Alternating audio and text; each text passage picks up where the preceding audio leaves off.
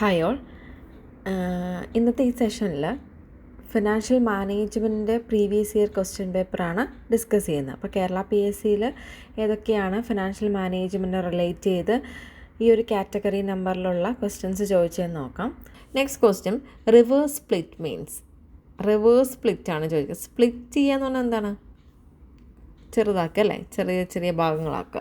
അപ്പോൾ reverse split എന്താണ് ചോദ്യം. ഓപ്ഷൻ എ നോക്കുക, cancellation of preference shares by redemption. Option B, increasing the number of outstanding shares by issuing bonus shares or right shares. Option C, increasing the face value of shares by consolidating the denomination of existing shares. Option D, increasing the number of outstanding shares without any change in the total capital. ഇവിടെ പറയുന്ന correct answer എന്ന് പറഞ്ഞാൽ option C ആണ്. Increasing the face value of shares by consolidating the dominations of existing shares. ഇത് split ചെയ്യല്ല, പകരം എന്താണ്, reverse split ആണ് ചോദിച്ചിരിക്കുന്നത്. അപ്പോൾ എന്താണ്, face value of shares increase ചെയ്യാണ്, എന്ത് കൺസോളിഡേറ്റ് ചെയ്യുക. സ്പ്ലിറ്റ് ചെയ്യുന്നതിന് പകരം കൂട്ടിച്ചേർക്കുക, കൺസോളിഡേറ്റ് ചെയ്യാണ്. എക്സിസ്റ്റിംഗ് ഷെയർ കൺസോളിഡേറ്റ് ചെയ്ത് നമ്മുടെ നോർമലി ഉള്ള ഫേസ് വാല്യൂ കൂട്ടുന്നതിനെയാണ് എന്ത്, 10 രൂപേൻ്റെ എന്ത് ചെയ്യുക, 20 രൂപയാക്കി മാറ്റുക. രണ്ടെണ്ണം ഒരുമിച്ച് കൺസോളിഡേറ്റ് ചെയ്ത് ഹയർ ഫേസ് വാല്യൂയോട് അല്ലെങ്കിൽ ഇൻക്രീസ്ഡ് ഫേസ് വാല്യൂയോട് ആക്കുന്നതിനെയാണ് റിവേഴ്സ് സ്പ്ലിറ്റ് എന്ന് പറയുന്നത്. നെക്സ്റ്റ് ക്വസ്റ്റ്യൻ നോക്കാം. Which of the following theory says that the value of firm does not change due to change in dividend paid. അപ്പോൾ ഇവിടെ ഡിവിഡൻഡ് പോളിസിയിൽ വരുന്ന തിയറീസാണ് ഇവിടെ താഴെ പറഞ്ഞിരിക്കുന്നത്. ഇതിലേത് തിയറിയാണെന്ത് ഈ ഒരു സ്റ്റേറ്റ്മെൻറ്റുമായി റിലേറ്റ് ചെയ്തതെന്നാണ് ചോദ്യം. എങ്ങനെയാണ്?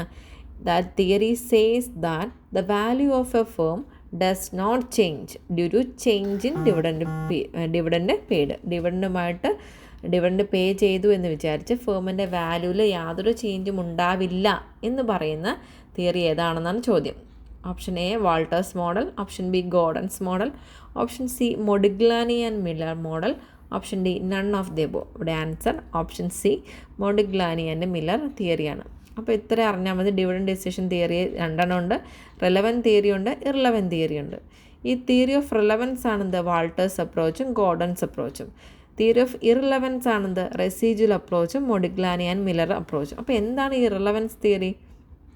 റിലവൻസ് തിയറി എന്ന് പറഞ്ഞു കഴിഞ്ഞാൽ ഒരു ഫേം ഡിവിഡൻഡ് കൊടുത്താൽ അല്ലെങ്കിൽ ഡിവിഡൻഡ് പേയ്മെൻറ്റിൻ്റെ അവരുടെ പോളിസി ആ ഫേമിൻ്റെ വാല്യൂവിനെ എഫക്റ്റ് ചെയ്യും എന്ന് പറയുന്നതാണെന്ത്, തിയറി ഓഫ് റിലവൻസ്.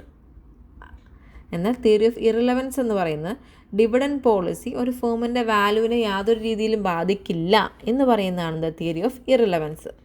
നമുക്ക് ഡീറ്റെയിൽ ആയിട്ട് പിന്നെ ഡിസ്കസ് ചെയ്യാം. ഇത്രയും ഒന്ന് മനസ്സിലാക്കി വെക്കാം. Next question, bird in hand theory is related to. ഇതും ഡിവിഡൻഡ് ഡിസിഷനിലെ ആ ഒരു ഏരിയയിൽ നിന്ന് വന്ന ക്വസ്റ്റ്യൻ ആണ്. Option A, cost of capital. Option B, capital budgeting. Option C, dividend. D, none of the above. Correct answer option C ആണ്, dividend വേണ്ട. ഈ ഗോർഡൻസ്, മുമ്പ് പറഞ്ഞ ഗോർഡൻസ് തിയറീനെ തന്നെയാണ് ബേർഡ് ഇൻ ഹാൻഡ് തിയറി എന്നും കൂടെ അറിയപ്പെടുന്നത്. അത് മനസ്സിലാക്കി വെച്ചാൽ മതി. Next, stable dividend policy means. Stable dividend policy എന്ന് പറഞ്ഞാൽ താഴെ പറയുന്നതിൽ ഏത് സ്റ്റേറ്റ്മെൻറ്റാണ് റിലേറ്റ് ചെയ്ത് നോക്കാം. Option A, constant dividend per share. Option B, constant percentage of earnings. Option C, minimum rate of dividend plus extra dividend when the company has huge profit. Option D, all of the above. Correct answer option D ആണ്. ഇതെല്ലാം എന്താണ്, stable dividend പോളിസിയുമായി ബന്ധപ്പെട്ടാണ്. അപ്പോൾ ഏതൊക്കെ types of dividend policy ഉണ്ടെന്ന് അറിയണം. നോക്കുക, dividend policy regular ഉണ്ട്, സ്റ്റേബിൾ, ഇറഗുലർ, നോ ഡിവിഡൻഡ്. ഇതിൽ സ്റ്റേബിൾ ഡിവിഡൻഡ് പോളിസിനെയാണ് ഫർദർ ക്ലാസിഫൈ ചെയ്തിട്ടുണ്ട്. Constant dividend per share. Second one, constant pay out ratio. Third one, constant dividend plus extra dividend. ഇതിൽ ആദ്യം പറയുന്ന constant dividend per share. ഒരു ഷെയറിന് constant ആയിട്ട് എന്താണ്, നമ്മൾ ഒരു പെർട്ടിക്കുലർ എമൗണ്ട് കൊടുത്തുകൊണ്ടിരിക്കുക. അതിനെയാണ് കോൺസ്റ്റൻറ്റ് ഡിവിഡൻഡ് പെർ ഷെയർ കൊണ്ട് ഉദ്ദേശിക്കുന്നത്. എന്നാൽ കോൺസ്റ്റൻറ്റ് പേ ഔട്ട് റേഷ്യോ എന്ന് പറഞ്ഞാൽ ഏണിങ്സിന് ആനുപാതികമായി കോൺസ്റ്റൻ്റ് ആയിട്ട് നമ്മളൊരു എമൗണ്ട് കൊടുത്താൽ അതിനെയാണ് എന്താ, കോൺസ്റ്റൻറ്റ് പേ ഔട്ട് റേഷ്യോ. ഏണിങ്സിൻ്റെ ബേസിലാണ്, ആ ഒരു പ്രൊപ്പോർഷനിലായിരിക്കും നമ്മളവിടെ കൊടുക്കുന്നത്. ഏണിങ്സിൻ്റെ ഇത്ര പെർസെൻറ്റേജ് എന്ന് പറയും. അതാണ് അവിടെ കോൺസ്റ്റൻറ്റ് പേ ഔട്ട് റേഷ്യോ കൊണ്ട് ഉദ്ദേശിക്കുന്നത്. ഓപ്ഷൻ സി തേർഡ് വൺ പറയുന്നത് constant dividend plus extra dividend ആണ്. ഇവിടെ അതെന്താണ് കോൺസ്റ്റൻ്റായി ഒന്ന് കൊടുക്കും. ഇനി അതല്ല കോൺസ്റ്റൻ്റായി കൊടുക്കുന്നത് മൂലം കമ്പനിക്ക് നോർമലി ഉള്ളതിനേക്കാൾ കൂടുതൽ ഏർണിങ്സ് അവർക്ക് അല്ലെങ്കിൽ പ്രോഫിറ്റ് പൊട്ടൻഷ്യൽ ഉണ്ടെന്ന് കണ്ടു കഴിഞ്ഞാൽ അവരെന്ത് ചെയ്യും, ആ പ്രോഫിറ്റിന് ഒരു പ്രൊപ്പോർഷനും കൂടെ ഡിവിഡൻ്റായിട്ട് കൊടുത്തു കഴിഞ്ഞാൽ അതിനെയാണ് എന്താ constant dividend plus extra dividend കൊണ്ട് ഉദ്ദേശിക്കുന്നത്.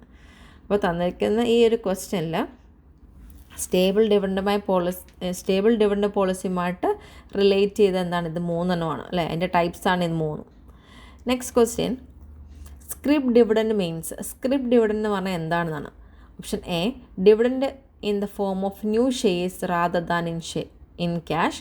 Option B, arrear dividend paid to preference share holders in the form of assets. Option C, issue of transferable promissory note to pay shareholders at a later date. Option D, dividend paid before a company's annual general meeting of company as advance. ഇവിടെ correct answer option C, issue of transferable promissory note to pay share holders at a later date. Promissory നോട്ടായിട്ട് issue ചെയ്യുന്ന ഡിവിഡൻറ്റിനെയാണ് എന്ത് script ഡിവിഡൻ്റാണ് ഉദ്ദേശിക്കുന്നത്. അപ്പോൾ ഏതൊക്കെ type ഉണ്ട് dividend? Cash dividend, stock dividend or bonus shares, script dividend, bond dividend, property dividend. Cash dividend എന്ന് പറഞ്ഞാൽ എന്താണ്? പ്രോപ്പറായിട്ട് ഡിവിഡൻറ്റ് നമ്മൾ ക്യാഷ് ഫോമിൽ കൊടുക്കുന്നു.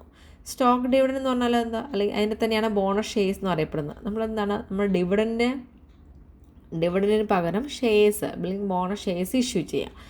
സ്ക്രിപ്റ്റ് ഡിവിഡൻറ്റ് നമ്മൾ പറഞ്ഞു അല്ലേ, പ്രോമിസറി നോട്ടായിട്ട് ഇഷ്യൂ ചെയ്യുക. അതിൻ്റെ ഉള്ളിൽ എന്തായിരിക്കും പറയുക, ഒരു പർട്ടിക്കുലർ പീരീഡിലോട്ടായിരിക്കും അത് ഇഷ്യൂ ചെയ്യുന്നത്. അതിൽ പറയും ഇത്ര ഡേറ്റിനുള്ളിൽ ഡിവിഡൻറ്റ് തരാമെന്നുള്ള ഒരു ഉറപ്പ് അല്ലേ, പ്രോമിസ്. അതിനെയാണ് പ്രോമിസറി നോട്ട് സ്ക്രിപ്റ്റ് ഡിവിഡൻറ്റ് കൊണ്ട് ഉദ്ദേശിക്കുന്നത്. Next bond dividend. Bond dividend എന്ന് പറഞ്ഞാൽ എന്താണ്? ഡെപ്റ്റ് ഫോമിൽ കൊടുക്കുകയാണ്. പ്രോപ്പർട്ടി ഡിവിഡൻറ്റ് ആണെങ്കിൽ പ്രോപ്പർട്ടി ഫോമിലാണ് കൊടുക്കുന്നത്. ഒന്നും നോർമലി ഇല്ല, ജസ്റ്റ് മനസ്സിലാക്കുക. ഇതാണ് ടൈപ്സ് ഓഫ് ഡിവിഡൻറ്റ്. ഇപ്പോൾ ഇത്രയും ക്വസ്റ്റ്യനാണ് ഈ ഒരു പർട്ടിക്കുലർ കാറ്റഗറി നമ്പർ ചോദിച്ചിരിക്കുന്നത് ഫിനാൻഷ്യൽ മാനേജ്മെൻറ്റുമായി റിലേറ്റ് ചെയ്ത ക്വസ്റ്റ്യൻസ് എന്ന് പറയുന്നത്. അപ്പോൾ ക്വസ്റ്റ്യൻസൊക്കെ ക്ലിയർ ആയെന്ന് വിചാരിക്കാം. ഡൗട്ടുള്ളവർ കമൻറ്റ് ബോക്സിൽ അടിക്കാം. Thank you.